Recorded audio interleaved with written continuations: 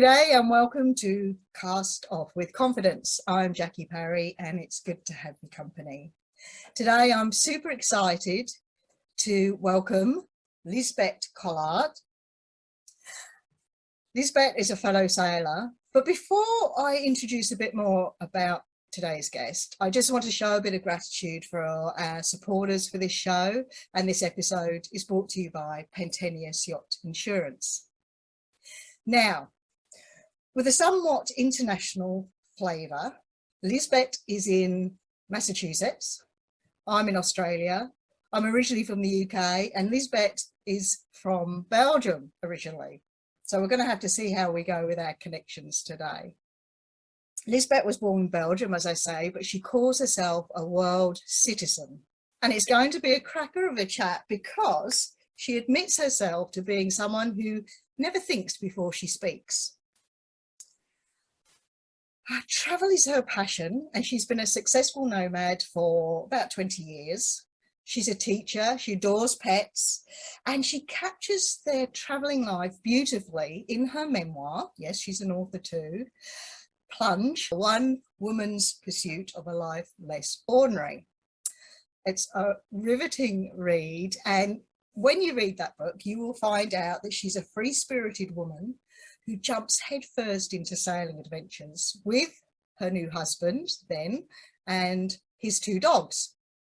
So sailing is a big part of her life, but so is travelling camper vans, and that's where we find Liesbet today in a camper van getting ready to go. Welcome, Liesbet. Hi, Jackie. Nice to meet you, and hello, everybody. I'm very excited to be in here. Warm welcome. It's an exciting time. I know you're just about to take off in a new camper van.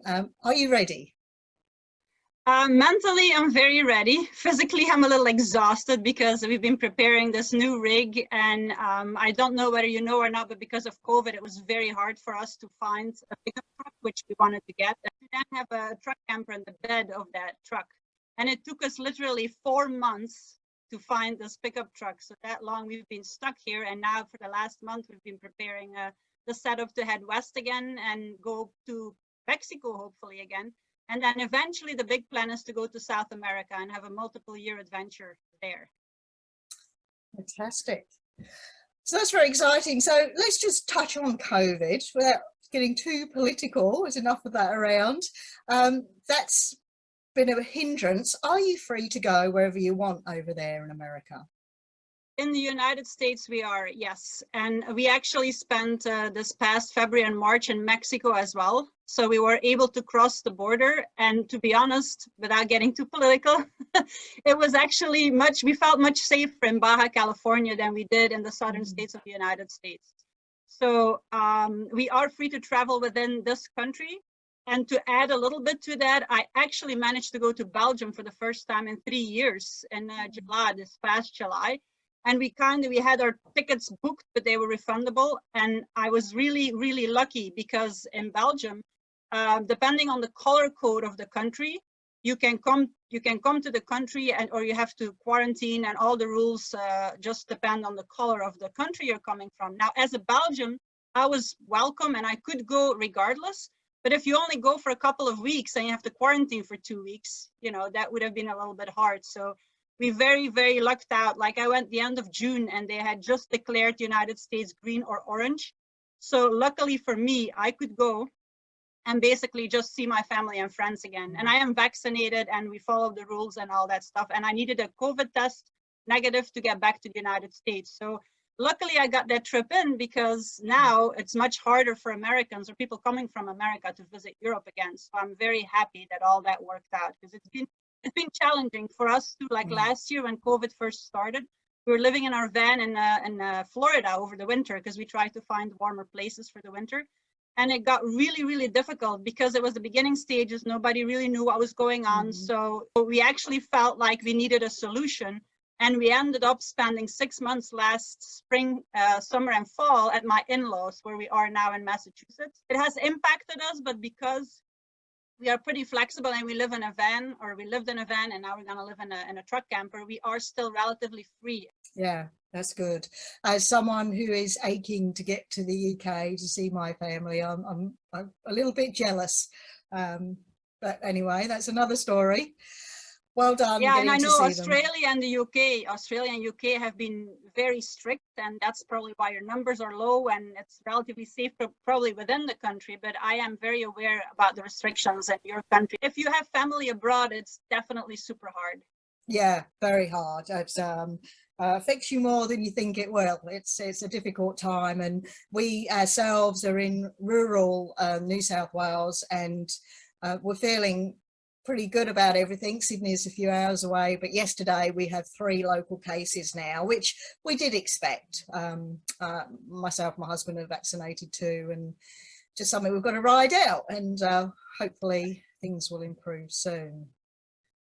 I know your family is very important to you, and you've travelled back and forth a few times, and we will talk about that.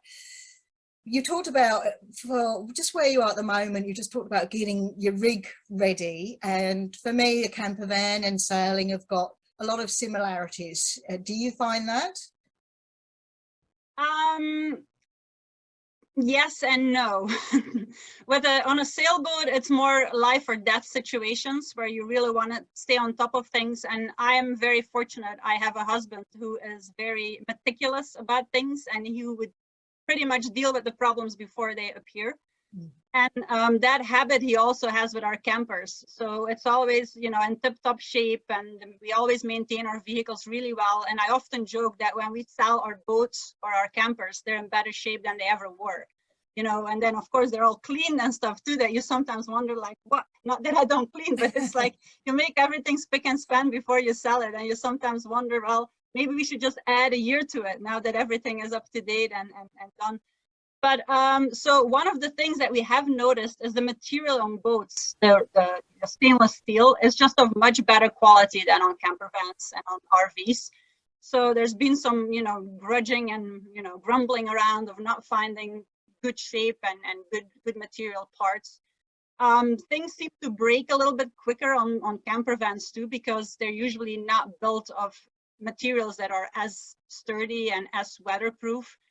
So, based on how it all works, we actually in our previous camper van had the same kind of fridge as we had on the boat.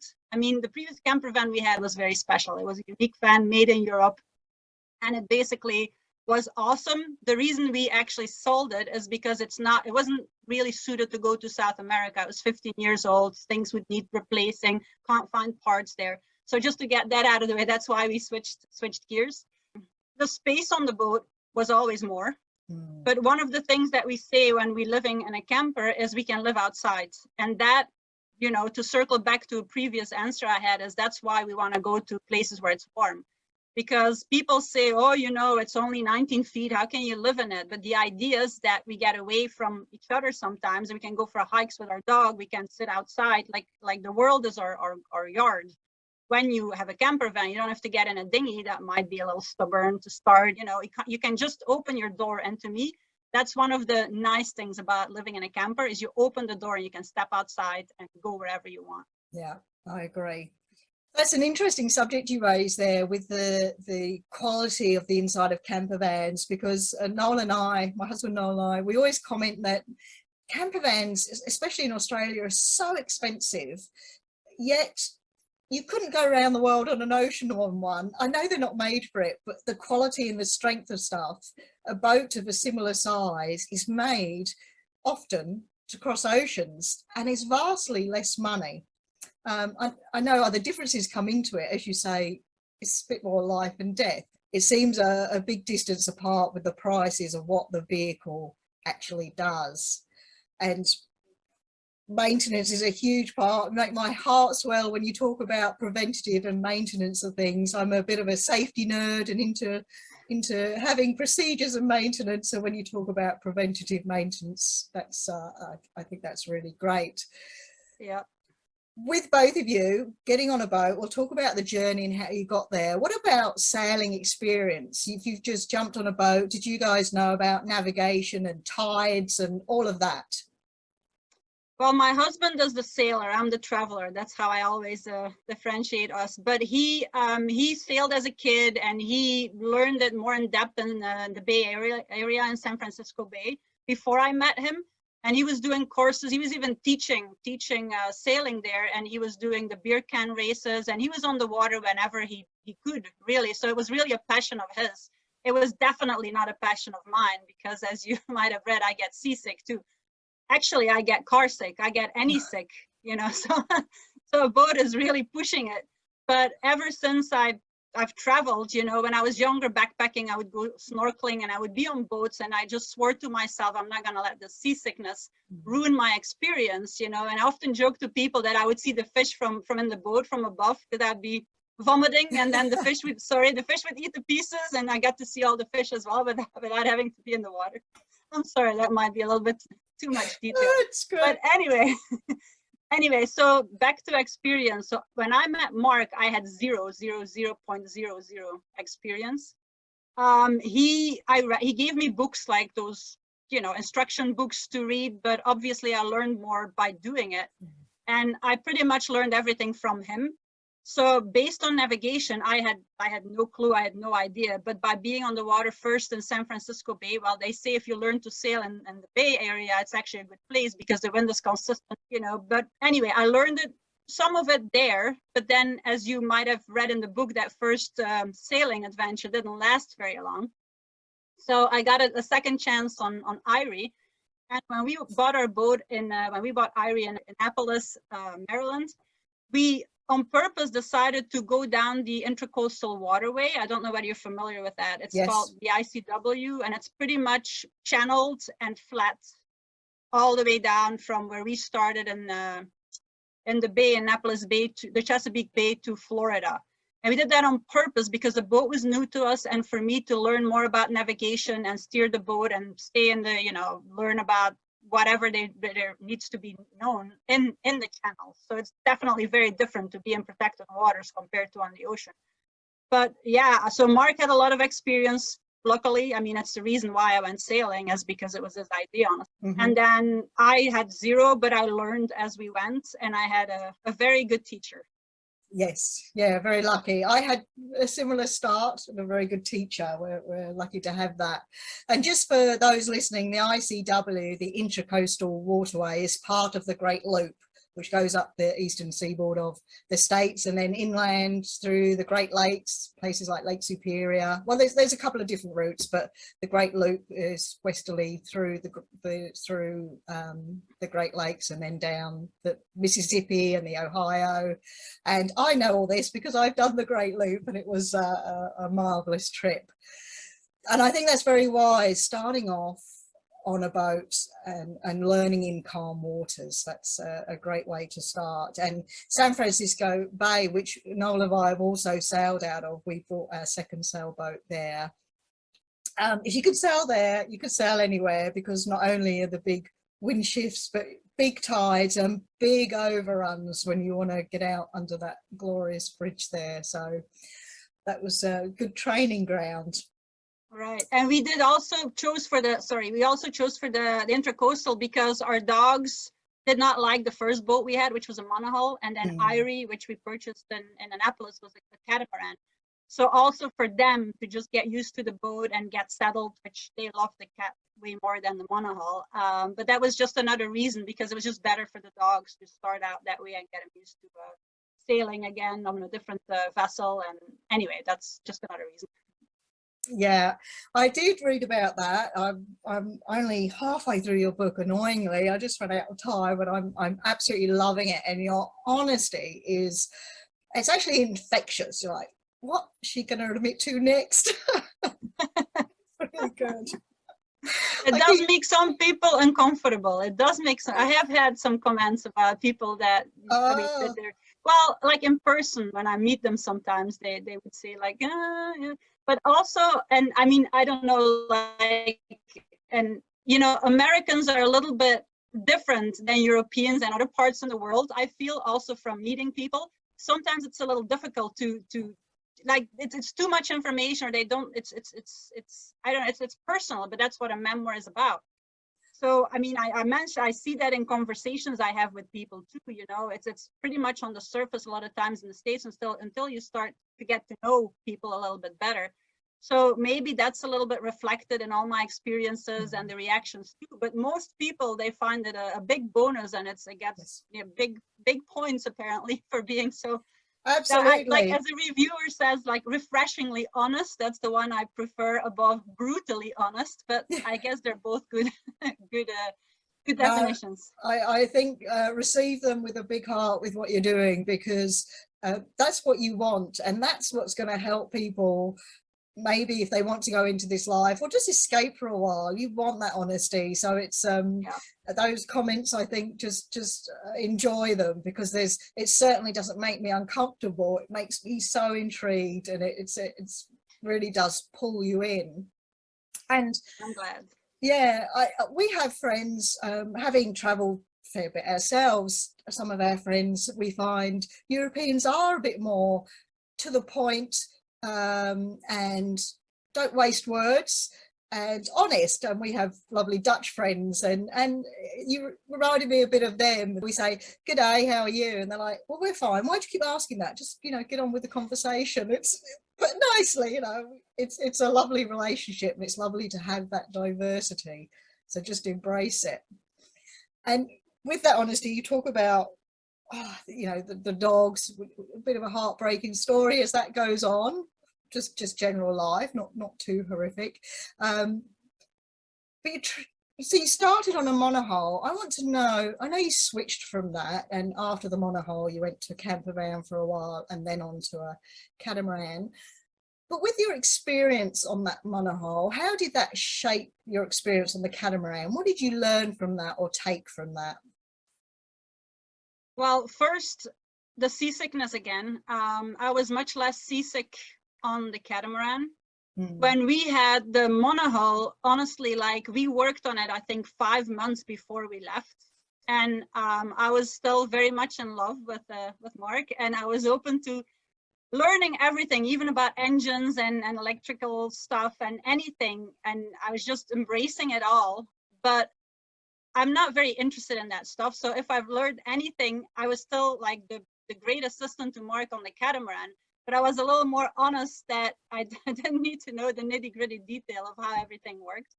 So I was a little bit, I can't say put off about all the engine stuff, but that was a little bit of a switch between the monohull and the catamaran. I did like the catamaran much better for other reasons too. Sorry, people say it's not real sailing, but well, that's just ridiculous. Once you go cat, you never go back. But the purists or whatever, I don't like the healing myself, and I like the light in the catamaran too, and the fact obviously it's more flat. So we were working a long time. Well, to us it's a long time, 4 or 5 months or 6 months, working towards the goal of leaving. Usually we buy whatever we're interested in and we leave, but over time we have more experience, we prepare more.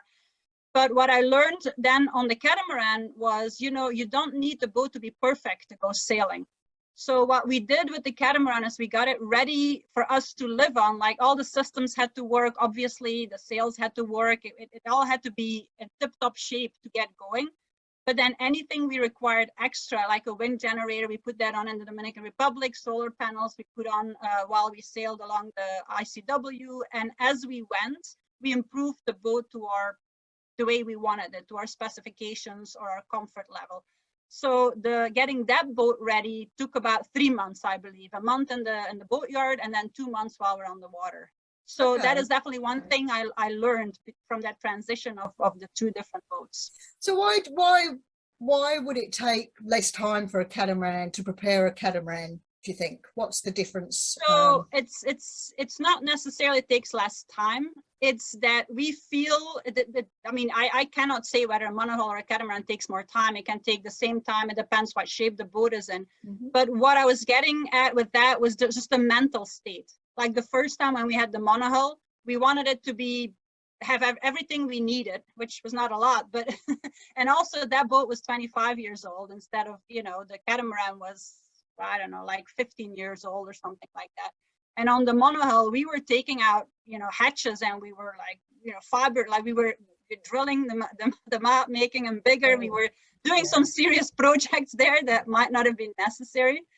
So it's more that kind of like mental state and the shape that the boat's in. But I wouldn't say it's necessarily cat versus monohull that would need more time to get ready. No, that makes a lot of sense.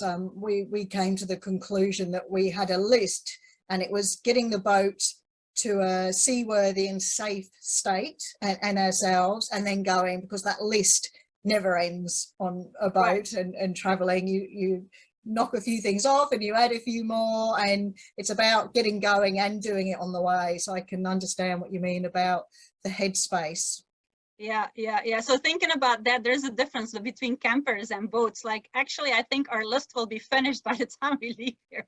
Like more will get added, but a boat list is honestly never done. Never done. That is true. It is true, because it's, as you say, you've got to keep it in when you're on the ocean and there's 2 miles of sea water beneath you. You want to know it's in tip-top condition. Yes, and that you have enough spare parts. That's another thing, right? I mean, you need the parts. You need to be able to take care of that boat. And Mark and I always did it ourselves. That's another way to save money, but you need to be prepared for any situation, which with a camper is also less important, as you can often drive somewhere to get parts. I mean, depending where in the world you are. But now I keep thinking about all that. You asked me the question before, the differences between like the camper and the boat, but now it's, it's slowly coming back. That's good. That's good.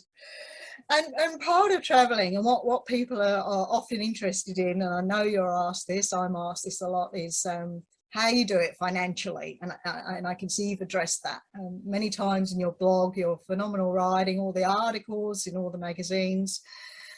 Can you describe that in a nutshell to me now? What makes you successful financially as a traveler? Well, first, obviously, we don't have a house, and I actually never had a house. So we don't pay utilities, we don't pay a mortgage, and we don't pay whatever else comes with owning a house. Secondly, my motto that I mentioned somewhere on my blog, I write an expense report every month on my blog. So just basically, again, no taboos, every cost is in there. I didn't do it during the boat years. I wrote it down, but I never did it like online or anything. But one of my mottos, or my motto there, is the less you spend, the less you need to make. So since we're more about quality than quantity, whether it's money or whether it's travel experience and stuff, like, to me, that I feel that's what helped me most throughout my whole life.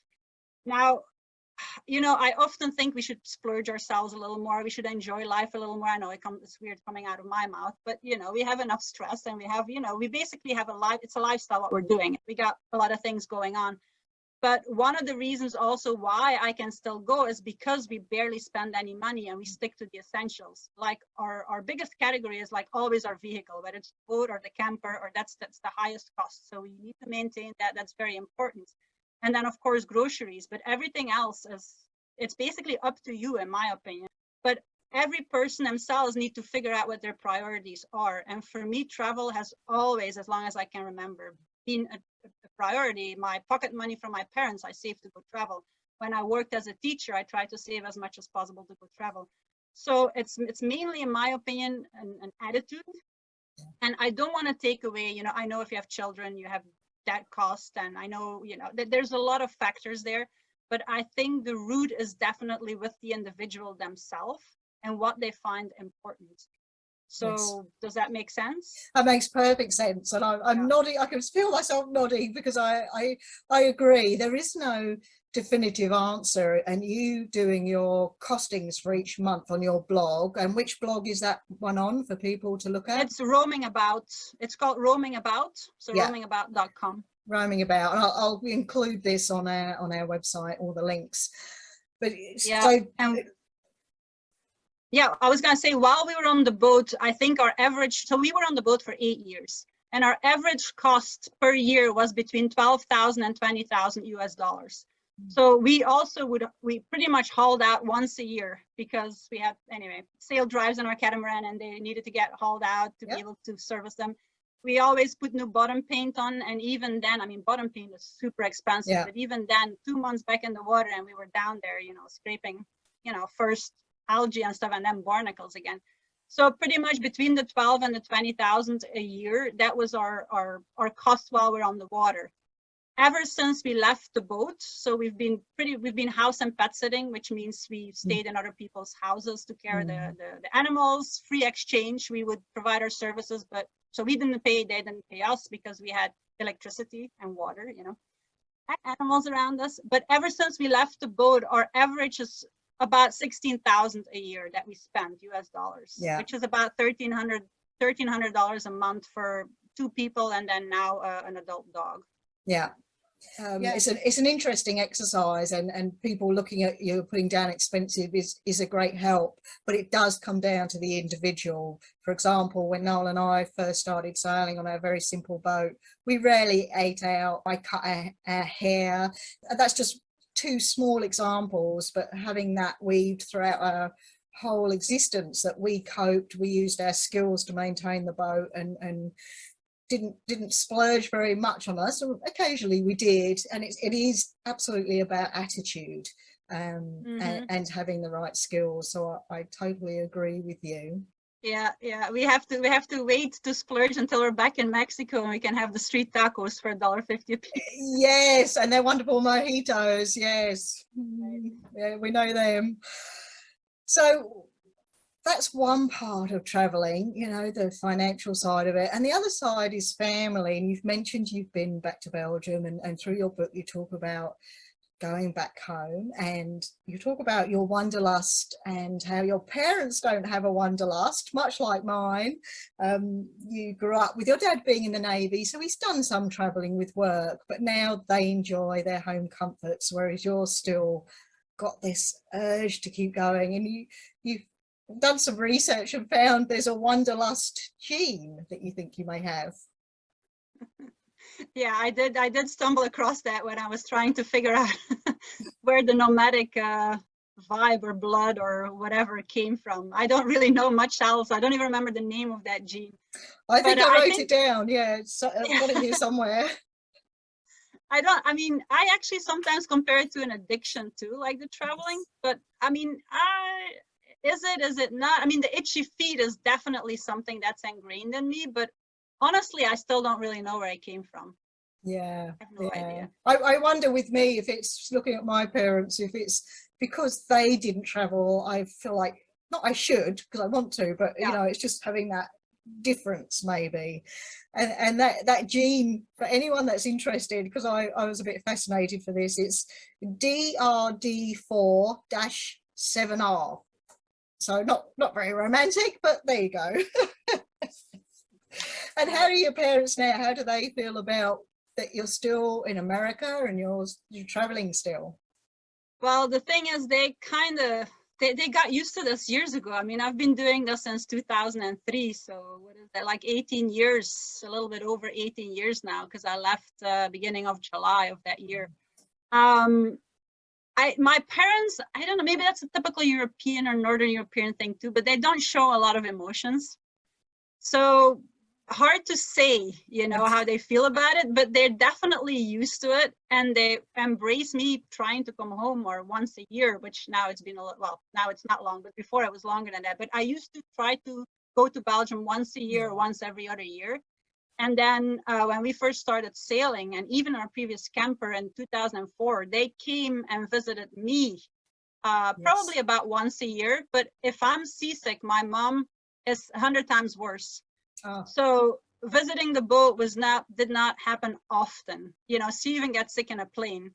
Yeah. So, you know, I try to see them once a year, and if that happens, we're all happy. If not, like right now, because we're somewhat settled this summer, I call them once a week on Skype. But once we're in the camper again, that'll stop too. But luckily there's internet, there's emails, you know, and it's been nice, you know, good or bad about technology and internet, but there's definitely some positives to that too. Yeah, there is. And I'd like to touch on a bit about connectivity while traveling, because it's a huge subject, and I'm a little bit glad it wasn't too much at the forefront when we did our sailing, but now it is, with people wanting that. And your super clever husband Mark, with his abilities, with his computer and technical skills, together you became entrepreneurs on board. And I was really fascinated by this. So you're both called Irie, yeah. Irie, and you called the company Wiry, which is what I thought was really neat. Can you tell us a bit about that, what you guys developed and sold?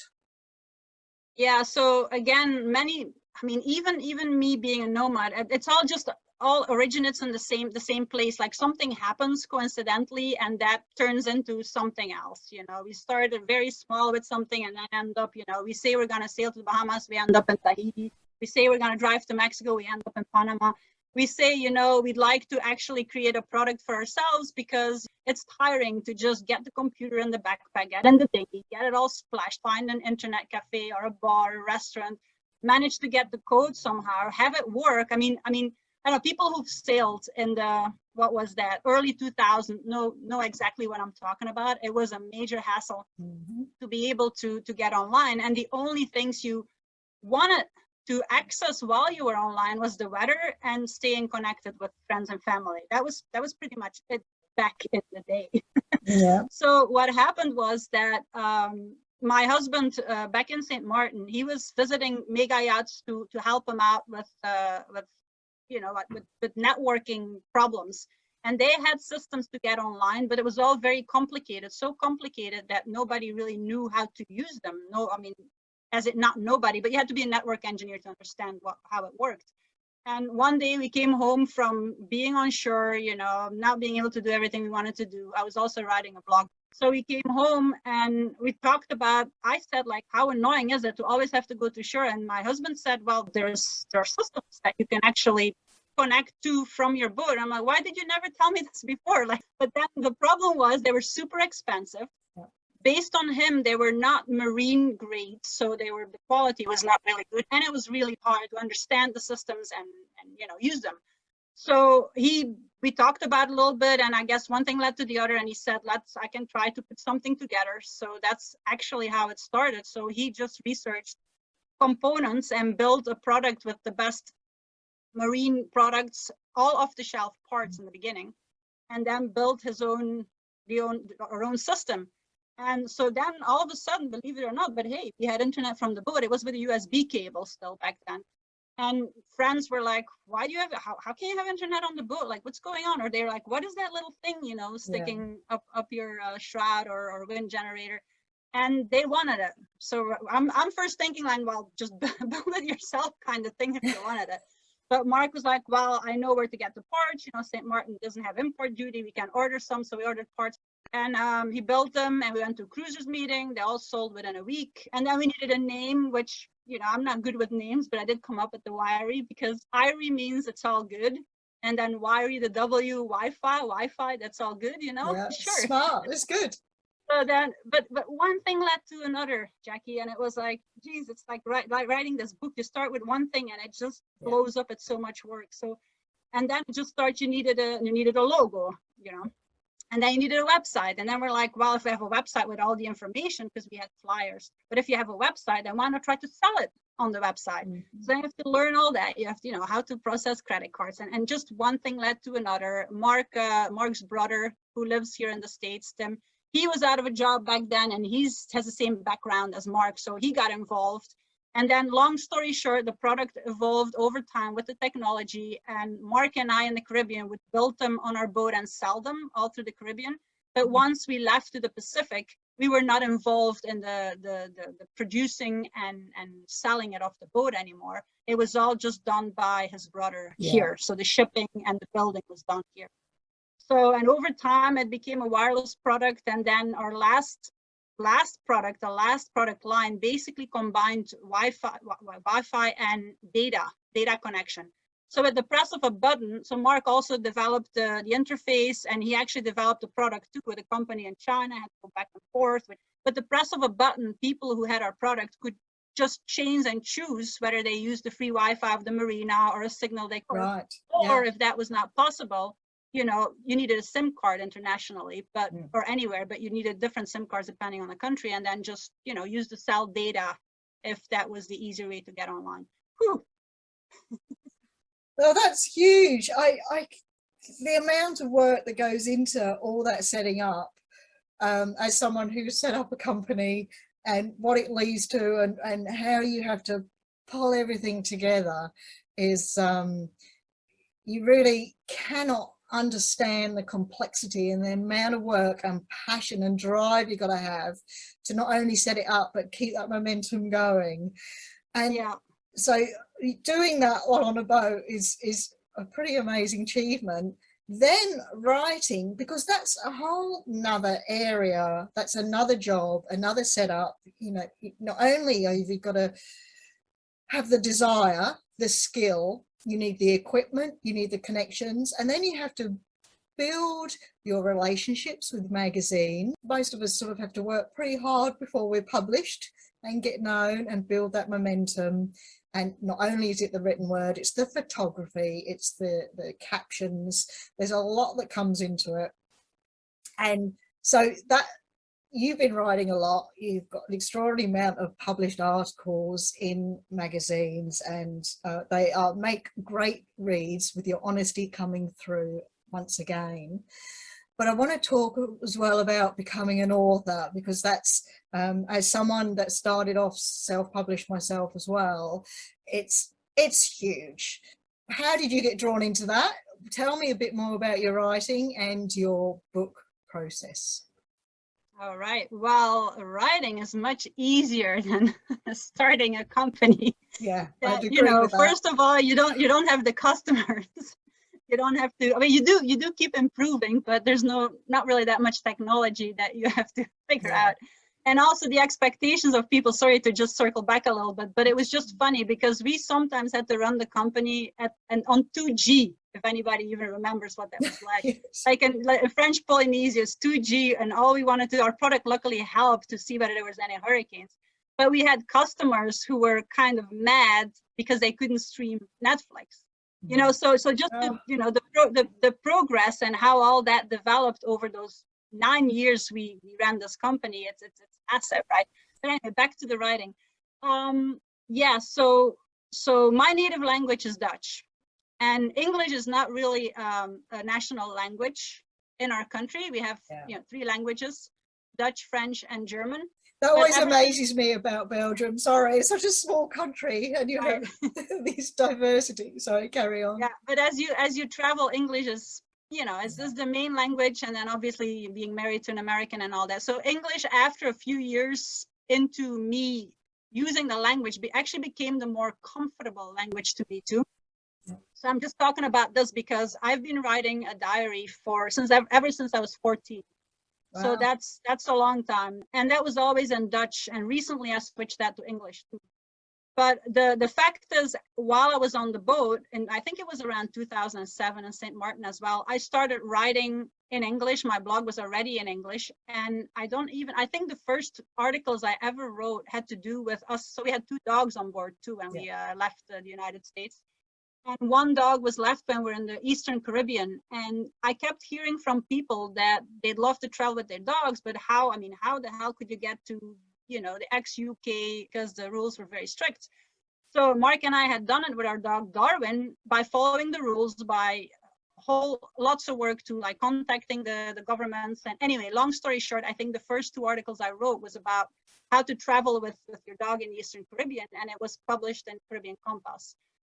And I soon found out, on the boat, you read Caribbean Compass, which was kind of a newspaper magazine. And then All at Sea was the other big Caribbean magazine. So I just started, getting into it, looking at the guidelines and starting to enjoy the process of writing about the destinations we visit or some themes. And I got in a position, luckily for me, where I could write an article and the editors, both editors, it was still Gary Brown for All at Sea and then Sally Erdl at Caribbean Compass, were pretty happy with what they read.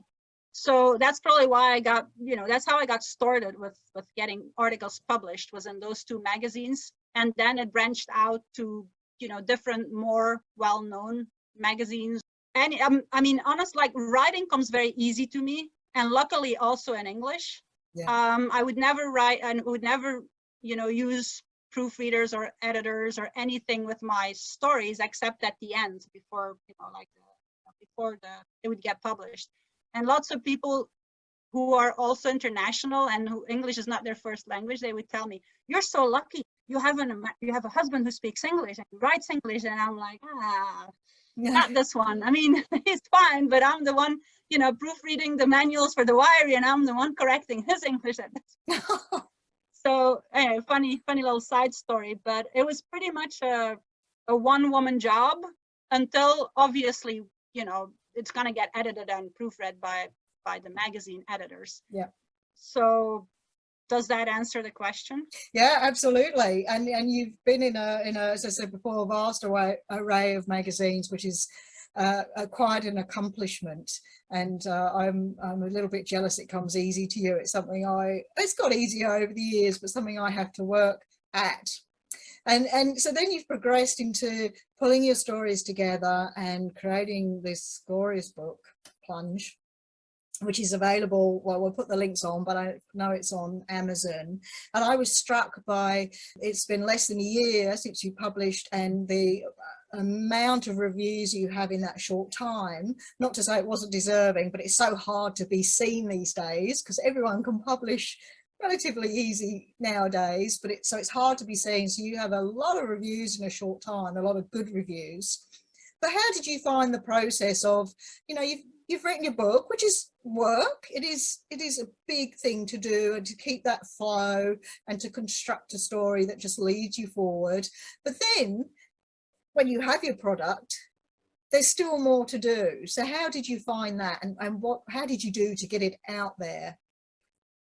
Yeah, to me, that's probably the hardest work. Like, honestly, I feel like I have to pull, like, how they say, like the dentist pulling teeth or whatever. Yes. It's maybe not that bad, but I feel like I have to deserve and work hard for every single sale, and even harder for every review. It's like, Yep.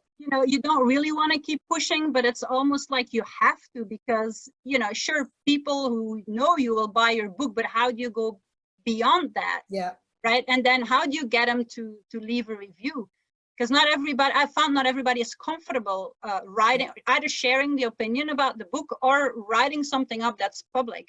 Like for you and I, it's easy to say, we're writers, just write it and that's it. But some people, there is definitely a bump there, or an obstacle to do that. But that being said, I feel like I've been working much harder ever since the book was published, or probably 2 months before it was published, because it was really hard, those last steps.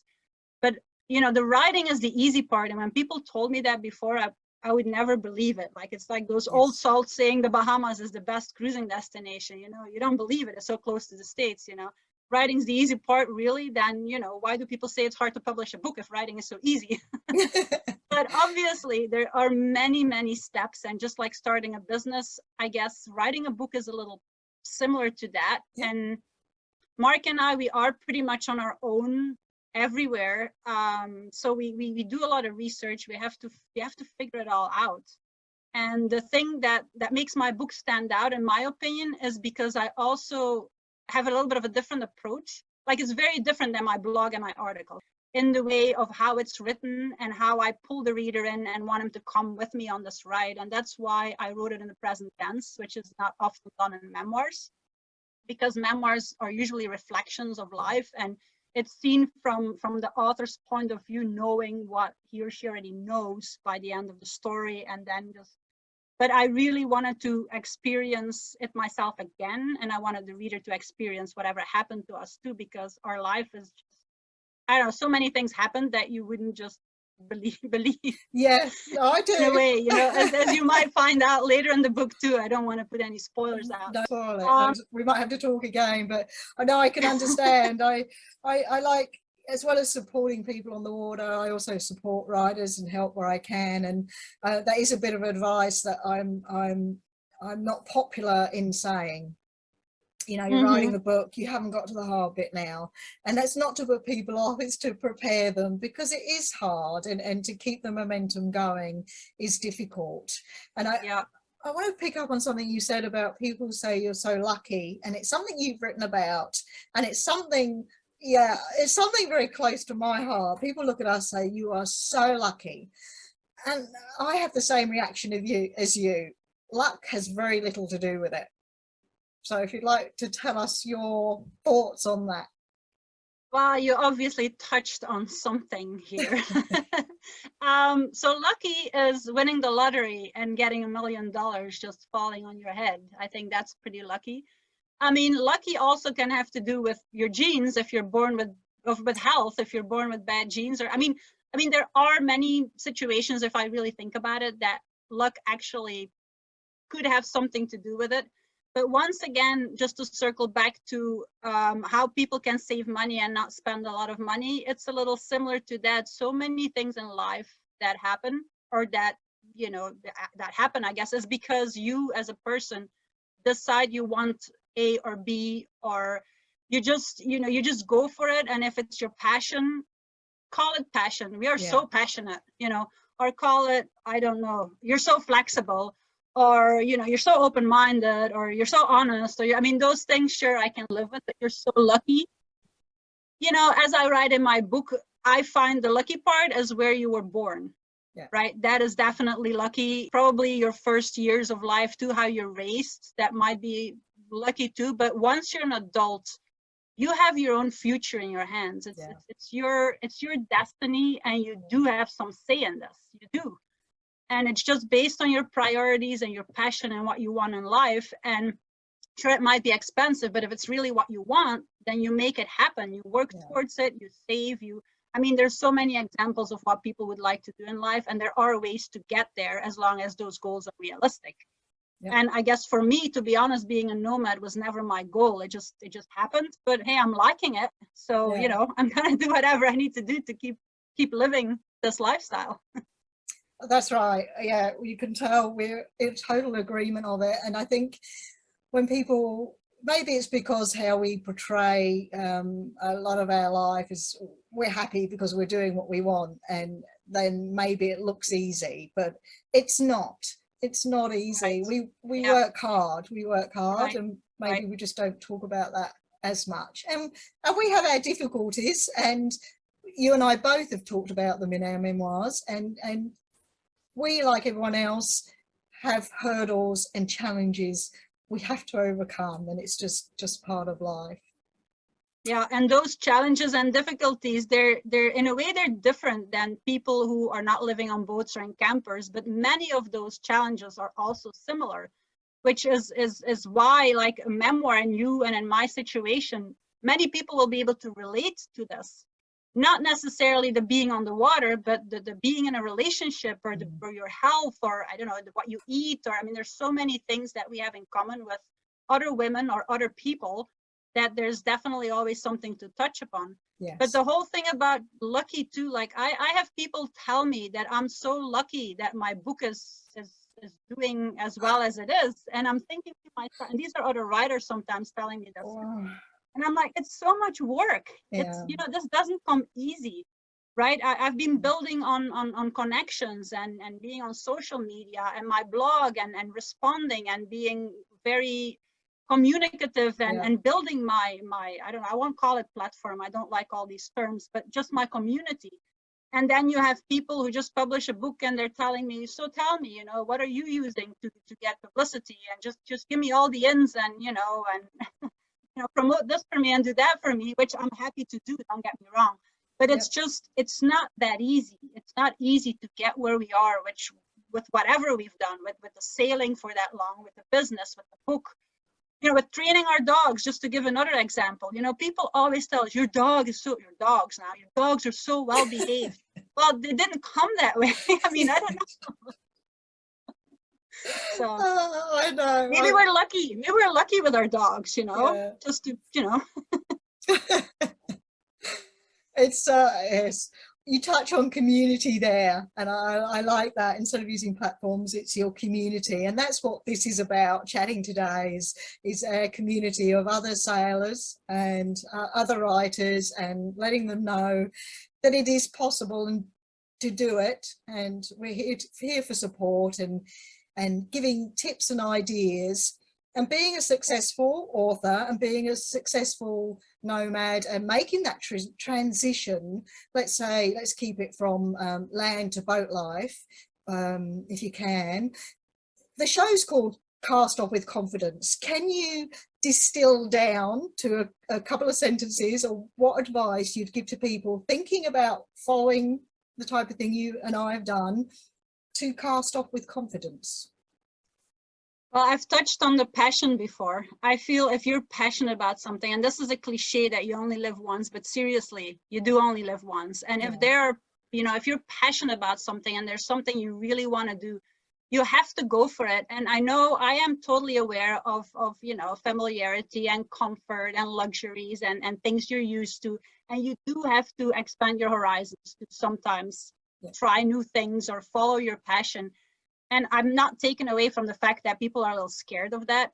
I'm just thinking like there's always backups too. Like when people tell me, should I just sell everything and go on a boat? I'd say no, not from the beginning. Just, try it out first, have a backup plan, rent out your house, your apartment, whatever it is that keeps you to shore, and try it out. I mean, ask help from friends, read stories, listen to stories, be inspired. Yes. That is important. So the passion, and also believe in yourself, which is a little bit related to that, but we are all able of doing much more than we probably realize ourselves. And often getting in a certain situation, you might not have planned it, but if it's an unexpected situation, it's where you're creative, and it's where, you really come out and you find solutions, and you'll get there. And these are the things that make you stronger, right? Yes. I mean, I sometimes joke that Mark and I always find the most challenging ways to, buy something, look for something, live in it. But honestly, look at me. I've been sitting here for 5 months in this place. And I mean, I'm not complaining about it. There's advantages, right? Electricity, water, internet. I can focus on my book and all that. But we're getting surrounded by walls here, and we need to get out and explore again. And if that means not promoting my book or not writing, so be it. Yeah. It's just, if something is your passion, and I'm probably like screaming a little bit because I'm being passionate, about travel and writing and animals. But I would just say, even the confidence, I'm not saying you need confidence, because a lot of us, when we try new pursuits, don't have the confidence to do it. Otherwise, it would be so difficult and challenging. So again, it's all personal, but yes. I just feel I'm actually very happy. Maybe I'm lucky that I realized from a young age that I wanted to follow my dreams, even though that's a cliche again, but I'd like to do what I enjoy. And so many people, they don't get to do it until they're retired, because they feel they're stuck in whatever the social norms, and they feel they need a lot of money. And agreed, once you're retired and you don't have the financial burden of needing to work the whole time while you also try to travel, it's definitely something to be said for that. Yeah. But a lot of people tell me, I wish I did it earlier. I wish. And if there's one thing that I always say is, whenever my biggest goal in life is to have no regrets when I die. Yeah. And I'm trying my best to. You're achieving that. To not have regrets. Yeah, but again, though, it's like people, it's not all glorious. It's not all great. It's a lifestyle. It's people keep telling me, what you're doing. I want to do it. Well, I'm like, if you want to do it, but I can't. Well, why can't you? There's a lot to be said, as you live the life as well. There's a lot to be said about this lifestyle. And while I love to inspire people too, they need to know that it's not all lovely cocktail sunsets and, sail away into the horizon or whatever. Right. Yes. Quite right. I was talking to my last interview with Ivan Signorelli, fellow boatie and trainer as well, and he said, you have to get used to what he says to people. You have to get used to being uncomfortable. Be comfortable with being uncomfortable.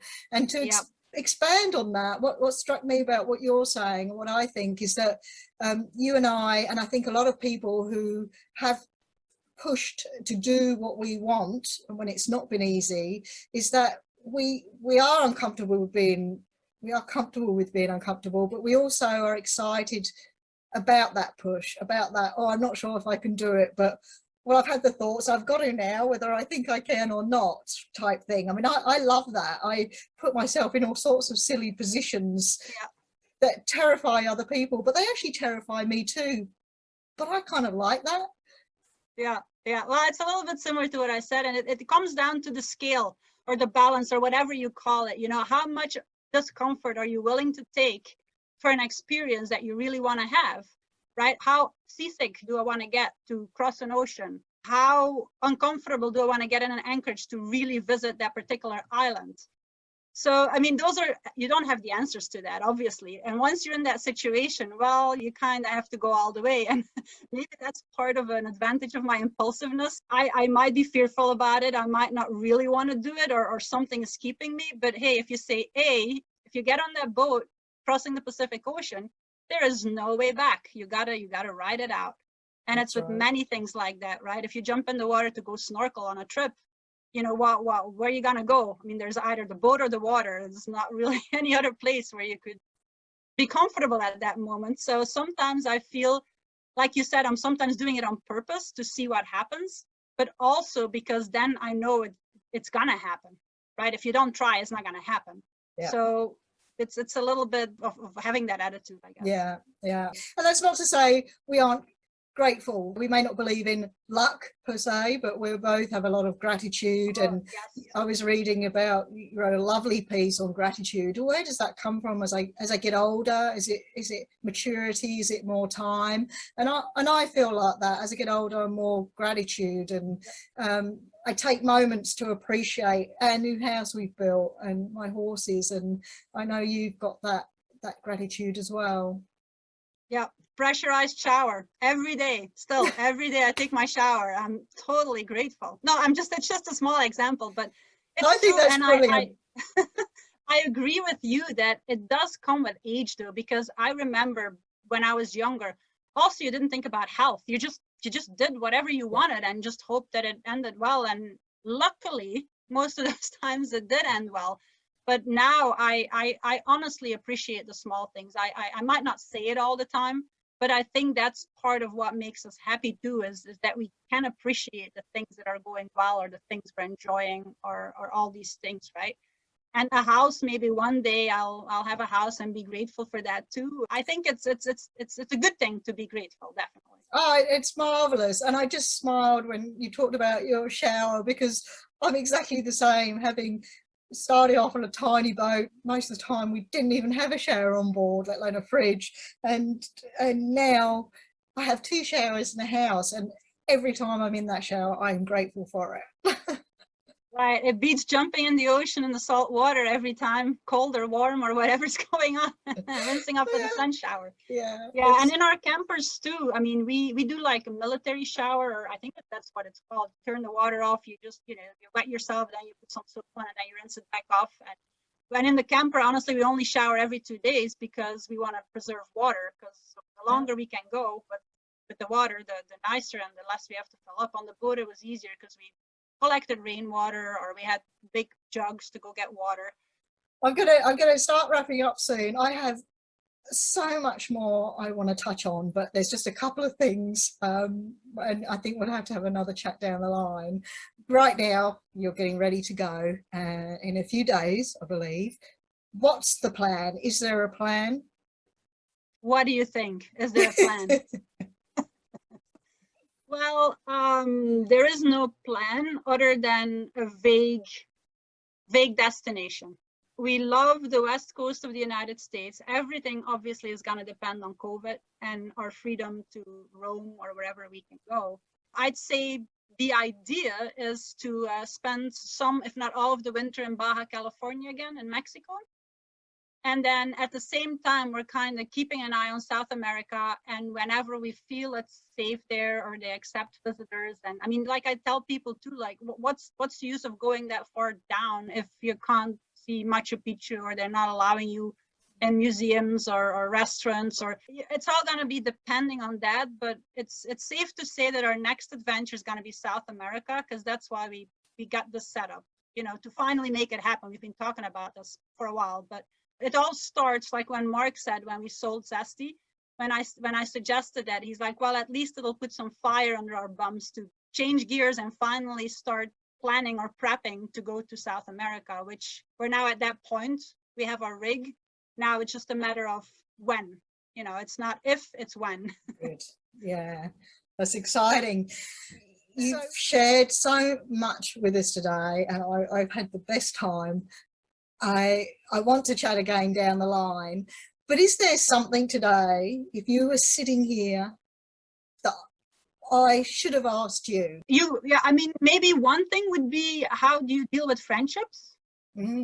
Like, I mean, I have the friends in Belgium I only see when I go there. But the good thing about that is they're long-term friends, so it's as if I never left anytime I go back, which is a little tricky because I do go back and the connections are awesome, relationships are awesome, the chats are awesome, but everything has changed because now all of a sudden these people have children, or the children are going to college, or there's extra houses, or there's more traffic, or so it's a very weird thing that you can only really understand if you are from a certain country that you don't visit a lot, and how it changes over time. You have changed too, but you always expect it to be the same as when you grew up or when you were there last. It's a very strange sensation. But that's the old friends, and then on the road you meet so many new people. Cruising, you meet so many people, and honestly, my best friends to this day are people I met while traveling.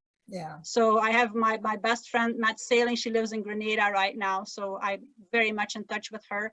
And then I still am in touch with quite a few sailing friends and camper van or camper friends. So I guess to answer my own question, you stay connected via emails mostly. Like, I know people do it on Facebook too, but I'm still an email person. Friendships, if that's what worries you, leaving a familiar area, your friends, your family, it's not the same, but you can stay in touch via Skype, via email, and you go and visit and just think about all the friendships you made and all the places these people will live, and how you can just travel the whole world and visit friends everywhere.